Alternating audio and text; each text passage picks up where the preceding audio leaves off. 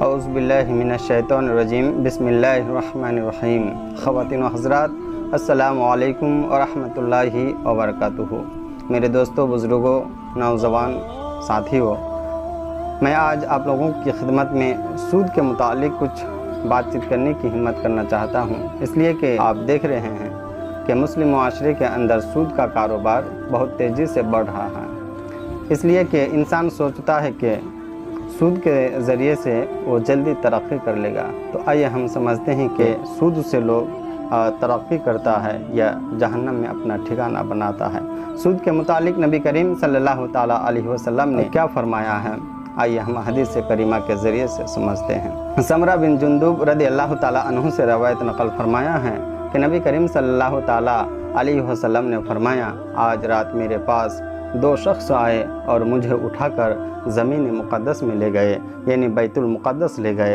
हम वहाँ से चले यहाँ तक कि खून के दरिया पर पहुँचे। वहाँ पर हमने देखा कि खून के दरिया के किनारे एक शख्स खड़ा है जिसके सामने पत्थर रखे हुए हैं, और एक शख्स खून के दरिया के बीच में गोता खा रहा है, यानी डूब रहा है। और वो शख्स जब बाहर आने की कोशिश करता है, किनारे खड़ा शख्स पत्थर उठाकर उसके सर पर इस जोर से मारता है कि जहाँ से आया था वहाँ फिर पहुँच जाता है। फिर वो जितनी बार बाहर आने की कोशिश करता है, किनारे खड़ा शख्स जो है पत्थर उठाकर ज़ोर से मारता है कि जहाँ से आया था वहीं वापस कर दिया जाता है, वो चला जाता है। अल्लाहु अकबर। नबी करीम सल्लल्लाहु ताला अलैहि वसल्लम फरमाते हैं, हमने अपने साथियों से पूछा कि ये कौन है जिसको इतनी बड़ी सज़ा दी जा रही है, इतना बड़ा अजाब दिया जा रहा है। तो उन्होंने कहा कि वो है जो दुनिया में सूद खाया करता था, यानी ये सूद खो गए। सही मुस्लिम शरीफ में हज़रत जाबिर रज़ियल्लाहु ताला अन्हु से रवायत है कि नबी करीम सल्लल्लाहु ताला अलैहि वसल्लम ने फरमाया, सूद लेने वाले, सूद का कागज़ लिखने वाले, सूद के गवाह बनने वालों पर लानत फरमाई है।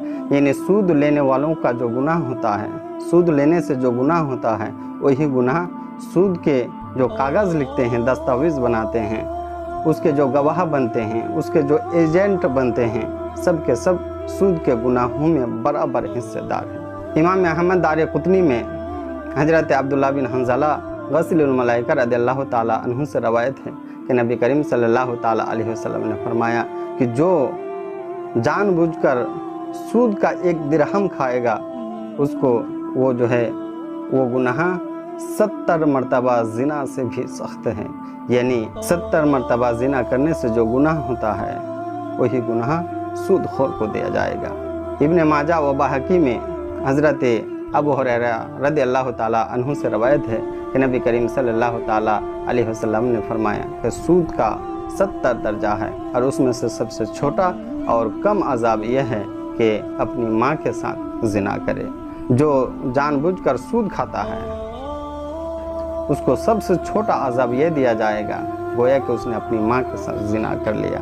यानी ज़िना, अपनी माँ के साथ ज़िना करने से जो अजाब दिया जाता है, जो सज़ा मिलती है, जो गुनाह होता है, सूद खाने वालों को वो गुनाह दिया जाएगा। इमाम अहमद व इब्न माजा ने हज़रत अबू हुरैरा रज़ियल्लाहु ताला अन्हु से रवायत नकल किया है कि नबी करीम सल्लल्लाहु ताला अलैहि वसल्लम फरमाते हैं कि शब मेराज में मेरा गुज़र ऐसी कौम के पास से हुआ जिसके पेट घर की तरह थे, और उसके पेट में कीड़े मकोड़े और बड़े बड़े सांप थे, और वो चीख रहे थे, चिल्ला रहे थे। हमने हज़रत जिब्रील से पूछा, हमने पूछा ये कौन बदनसीब है जिसको इतनी बड़ी सज़ा दी जा रही है, उसके ऊपर इतना बड़ा अजाब हो रहा है। तो उन्होंने कहा, इन्हें जिब्रील अमीन ने कहा, ये वो है जो दुनिया में सूद खाया करता था, यानी ये सूद खोर है। नबी करीम सल्लल्लाहु ताला अलैहि वसल्लम फरमाते हैं कि सूद खाना गुनाह कबीरा है। नबी करीम सल्लल्लाहु ताला अलैहि वसल्लम फरमाते हैं कि सूद का 70 दर्जा है, और उसमें से सबसे छोटा और कम अजाब सूद खोर को इतना मिलेगा, ये दिया जाएगा, गोया कि वो उसने अपनी माँ के साथ 70 मरतबा ज़िना किया है। यानी अपनी माँ के साथ 70 मरतबा ज़िना करने से जो गुनाह होता है, वही गुनाह जो है सूद खोर को दिया जाएगा, اور آقا فرماتے ہیں یہ سب سے چھوٹا عذاب ہے۔ تو میرے دوستو اب ذرا سوچو تو صحیح، ذرا غور کرو کہ اگر سود کھانے والوں کو سب سے چھوٹا عذاب یہ اتنا خطرناک دیا جائے گا، اتنا بڑا دیا جائے گا، تو سب سے بڑا عذاب کا کیا عالم ہوگا۔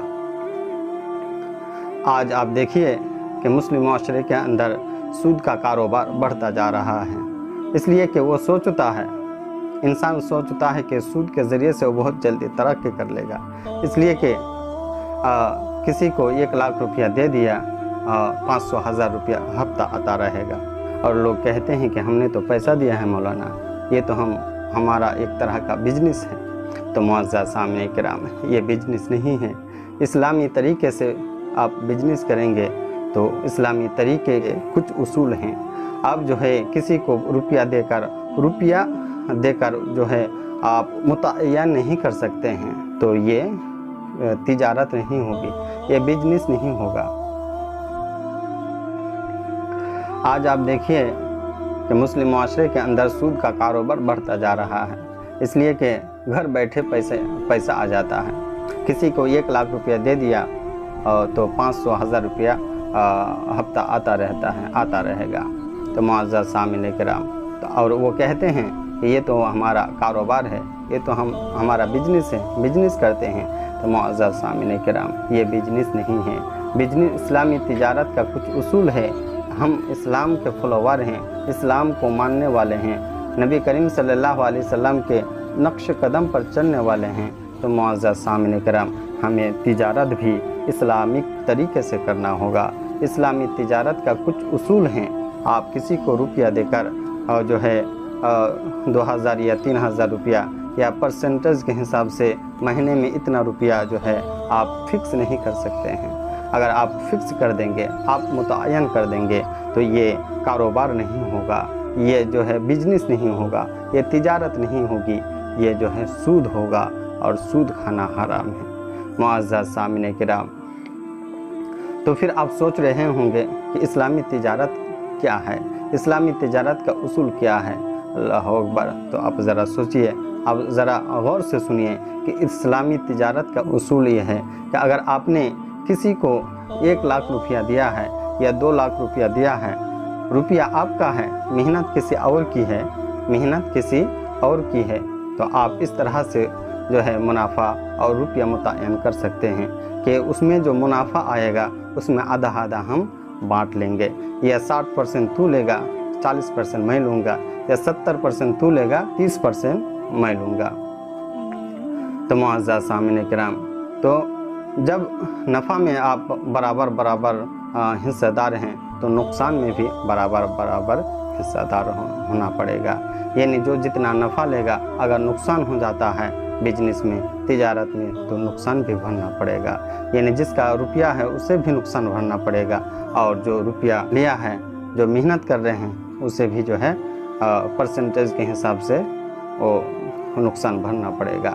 یہ کیا بات ہوئی کہ جب جو ہے آپ تو فائدہ لے لیتے ہیں، اور جو فکس کر دیے ہیں آپ وہ روپیہ لے لیتے ہیں، اور جو نقصان ہو جاتا ہے تو آپ کہتے ہیں محنت کرنے والوں کی تو بھر۔ یعنی نفع میں جب پرسنٹیج ہوگا تو نقصان میں بھی پرسنٹیج ہوگا، آپ کو نقصان بھی بھرنا پڑے گا۔ لوگ سوچتے ہیں کہ سود کے ذریعے سے وہ بہت جلدی ترقی کر لے گا، تو میرے دوستو دل کے کانوں سے سنیے۔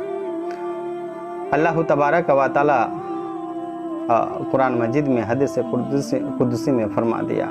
میرے دوستو سنو اور دل کے کانوں سے سنو، اللہ تبارک و تعالی نے قرآن مقدس میں حدیث قدسی میں فرما دیا۔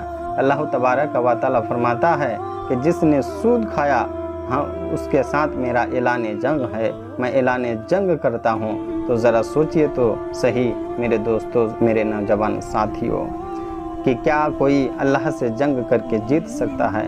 کیا کوئی اللہ کا مقابلہ کر سکتا ہے؟ اس سے پتہ چلا، اس سے معلوم ہوا کہ سود کھانے والے دنیا میں رسوا ہو جاتے ہیں، ذلیل و خوار ہو جاتے ہیں۔ اللہ تبارک و تعالیٰ دوسرے مقام پر یہ بھی فرماتے ہیں کہ جو سود کھاتے ہیں ہم اسے مٹا دیں گے، اسے برباد کر دیں گے، اسے ہلاک کر دیں گے۔ جو سود سے پیسے لیتے ہیں اس کے سود جو ہے سود کے ساتھ ساتھ اس کے اصل رقم کو بھی اٹھ جاتا ہے، روپیہ میں برکت نہیں ہوتی ہے، وہیں پہنچ جاتا ہے، اس سے بھی بدتر ہو جاتا ہے۔ معزز سامعین کرام، انسان جب پریشان ہو جاتا ہے تو سوچتے ہیں کہ چلو سود سے پیسے لے لیتے ہیں، کاروبار اچھا چلے گا تو بھرتے رہیں گے۔ دینے والے بھی سوچتے ہیں کہ اس میں لوگوں کی بھلائی ہو جاتی ہے اور جو ہے ہمارا روپیہ بھی بڑھ جاتا ہے، لیکن نہیں معزز سامعین کرام، اللہ تبارک و تعالیٰ نے اس کی اجازت نہیں دیا ہے، اس لیے اس میں جو ہے برکت نہیں ہے۔ ہمارے بزرگوں نے سود سے بچنے کی کتنی کوشش کیا ہے، کتنا احتیاط کیا ہے، سود سے وہ لوگ کتنے ڈرتے تھے۔ آئیے واقعہ کے ذریعے سے ہم سماعت کریں۔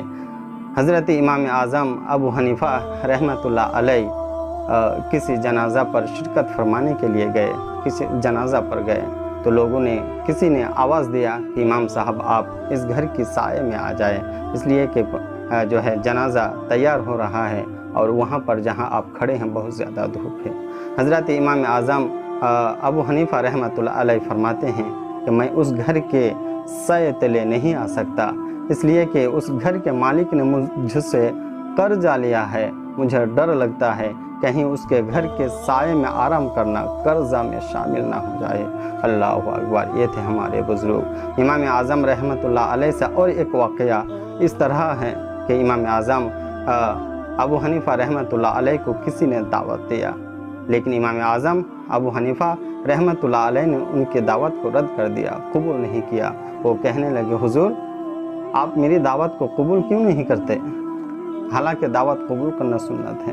امام اعظم ابو حنیفہ رحمۃ اللہ علیہ فرماتے ہیں مجھے بھی معلوم ہے کہ دعوت قبول کرنا سنت ہے، لیکن جب تک تو نے مجھ سے قرضہ نہیں لیا تھا تب تک تو نے دعوت نہیں کیا تھا، اب جب تو نے مجھ سے قرضہ لیا ہے تو مجھے دعوت کر رہے ہو، مجھے ڈر لگتا ہے، مجھے اندیشہ ہے کہ میرا جو ہے تمہاری دعوت قبول کرنا، تمہارے گھر میں کھانا کھانا کہیں جو ہے سود میں شامل نہ ہو جائے۔